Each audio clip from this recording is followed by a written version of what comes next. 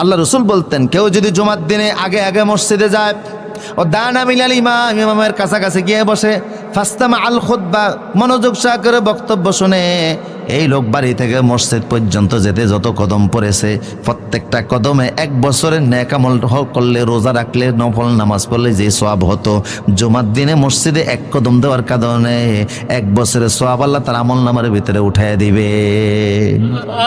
জুমার দিনে আপনার বাড়ি থেকে মসজিদ যদি 100 কদম হয়, 100 বছরের সওয়াব আপনার আমল নামায় উঠবে।